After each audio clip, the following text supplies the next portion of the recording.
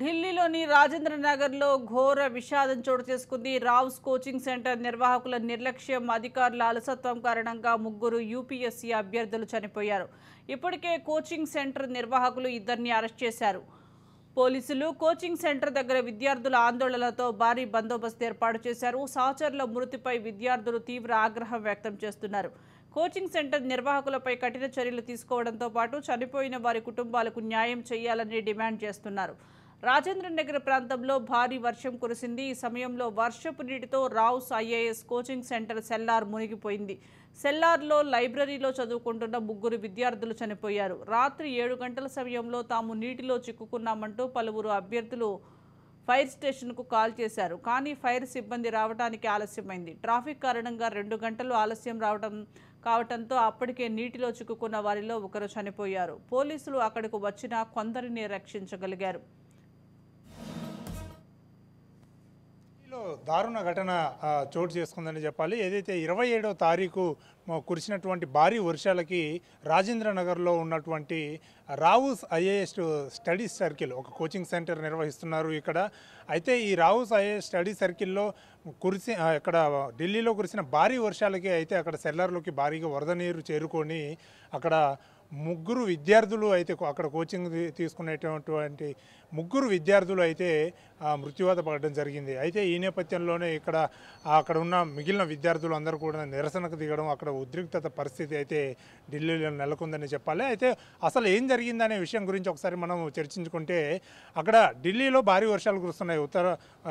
ఉత్తర భారతంలో గత కొన్ని రోజులుగా భారీ వర్షాలు కురుస్తున్నాయి. ఈ నేపథ్యంలోనే ఏదైతే 27వ తారీఖు రాత్రి 7 గంటల సమయంలో అక్కడ రావుస్ ఐఏఎస్ స్టడీ సర్కిల్లో కోచింగ్ తీసుకుంటున్నటువంటి విద్యార్థులు ఒకసారిగా అక్కడికి సెల్లార్లో నీరు చేరడంతో ఒకసారిగా ఉలిక్కిపడ్డటువంటి పరిస్థితి నెలకొంది. అయితే వాళ్ళందరూ కూడా అక్కడి నుంచి బయటికి రావడానికి ఎన్ని ప్రయత్నాలు చేసినప్పటికీ కూడా రాలేనటువంటి పరిస్థితి. ఎందుకంటే అక్కడ ఐఏఎస్ స్టడీ సర్కిల్ నిర్వహిస్తున్న టైంలో వీళ్ళకి విద్యార్థుల బయోమెట్రిక్ సంబంధించి బయోమెట్రిక్ అంటే హాజరుకు సంబంధించి బయోమెట్రిక్ విధానం ఉంటుంది. సో వాళ్ళు విద్యార్థులు ఎవరైతే అక్కడ లోపలికి ఎంట్రీ అవుతారో ఎంట్రీ అయ్యే టైంలో బయోమెట్రిక్ అటెండ్ చేస్తేనే బయోమెట్రిక్ పెడితేనే అక్కడ గేట్ ఓపెన్ అవ్వడము, అలాగే మళ్ళీ బయోమెట్రిక్ పెడితేనే గేటు క్లోజ్ అవ్వడము, ఇవన్నీ కూడా అక్కడ టెక్నాలజీని వాడారు. సో బయోమెట్రిక్ విధానంలో ఇవన్నీ కూడా మామూలుగానే ఉంటాయి.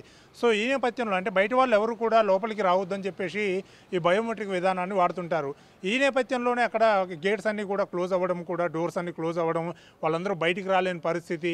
ఆ తర్వాత వెనక డోర్ నుంచి కూడా అంటే ప్రత్యామ్నాయ మార్గాల నుంచి కూడా మిగిలిన విద్యార్థులు అందరూ ఏదైతే వాటర్ ఒక్కసారిగా సెల్లార్లోకి వచ్చాయో, సెల్లార్ మొత్తం అడుగులు 5 నుంచి 6 అడుగులు పైగా కూడా ఇటు నిండిపోతున్నాడు. ఈ నేపథ్యంలోనూ వాళ్ళందరూ కూడా బయటికి రావడానికి తీవ్ర ప్రయత్నాలు చేశారు. బ్యాక్ డోర్ ద్వారా వేరే ప్రత్యామ్నాయ మార్గాల ద్వారా బయటికి రావడానికి ప్రయత్నించినప్పటికీ అప్పటికే 6 గంటల నుంచి 7 గంటల సమయంలో వరద నీరు అక్కడికి చేరుకోగా ఇటు ఫైర్ సిబ్బందికి అంటే వెంటనే ఫైర్ స్టేషన్కి ఫోన్ చేసి అక్కడ అధికారులకు వెంటనే సమాచారం అందించారు అక్కడ ఉన్నటువంటి చిక్కుకున్నటువంటి విద్యార్థులు. కానీ 6-7 సమయంలో అక్కడికి వాళ్ళకి సమాచారం ఇచ్చినా కూడా అక్కడ ఫైర్ సిబ్బంది వచ్చే సమయానికి అంటే దాదాపు 2-3 గంటల సమయం ఆలస్యమైందని చెప్తున్నారు విద్యార్థులు. ఎందుకంటే 6-7 ప్రాంతంలో ఈ ఘటన జరిగితే అప్పుడు ఫోన్ చేస్తే 9 గంటల ప్రాంతంలో ఫైర్ సిబ్బంది అయితే అక్కడికి చేరుకున్నటువంటి పరిస్థితి. ఈ నేపథ్యంలోనే అక్కడ అప్పటికే ముగ్గురు విద్యార్థులు కూడా చనిపోయినటువంటి పరిస్థితి. మిగిలిన వాళ్ళందరూ కూడా 30 మందికి పైగా కూడా విద్యార్థులు అక్కడ ఉన్నారు. సో వాళ్ళందరూ కూడా వేరే ప్రత్యామ్నాయ మార్గాల ద్వారా వాళ్ళందరూ కూడా ప్రాణాలు దక్కించుకున్నారు. బయటికి వచ్చి ఎలాగోలా బయటికి వచ్చి ప్రాణాలు దక్కించుకున్నటువంటి పరిస్థితి.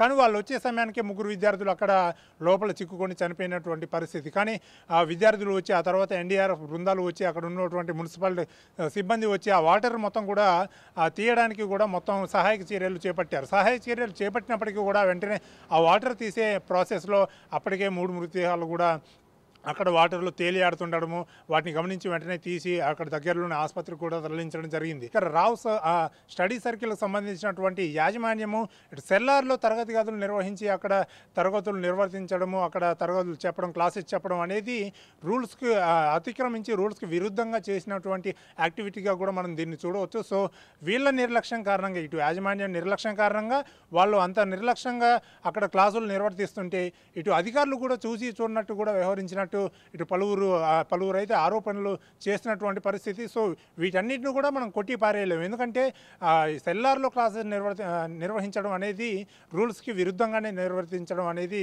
అది అవుతుంది. సో సో దీనిపైన కూడా అధికారులపై మరి ఎటువంటి చర్యలు తీసుకుంటారు? ఇప్పటికే ఆ యాజమాన్యానికి సంబంధించినటువంటి డైరెక్టర్, కోఆర్డినేటర్కు సంబంధించి వాళ్ళిద్దరిని కూడా ఇప్పటికే అరెస్ట్ చేశారు, అదుపులోకి తీసుకొని విచారిస్తున్నారు.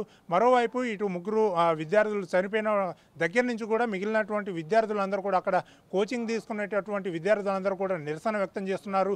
ఏ రాజకీయ పార్టీ నాయకులు అక్కడికి వచ్చినా కూడా దీన్ని రాజకీయం చేయొద్దు, దీనిపైన వెంటనే విచారణ చేపట్టాలి, మేము ఎప్పటి నుంచో కంప్లైంట్ ఇస్తున్నా కూడా ఇక్కడ ఎవరు కూడా అధికారులు పట్టించుకోవట్లేదని చెప్పేసి వాళ్ళు పలు ఆరోపణలు చేస్తున్నటువంటి పరిస్థితి. సో ఓవరాల్గా చూసుకుంటే ఇది ఒక పెద్ద ఇష్యూగా కూడా మారిందని చెప్పాలి. ఎందుకంటే కమింగ్ జనరేషన్లో అంటే రాబోయే తరాలకి వీళ్ళు ఐఏఎస్లుగా మారే అవకాశం ఉంది. అంటే ఐఏఎస్లుగా చూడాలని చెప్పేసి ఇటు వాళ్ళ తల్లిదండ్రులు, అటు ఈ విద్యార్థులు కూడా వాళ్ళు ఎప్పటి నుంచో కళలు కంటున్నటువంటి పరిస్థితి. వాళ్ళ కళలన్నీ కూడా ఇప్పుడు ఆశలన్నీ కూడా గల్లంతయ్యాయని చెప్పాలి.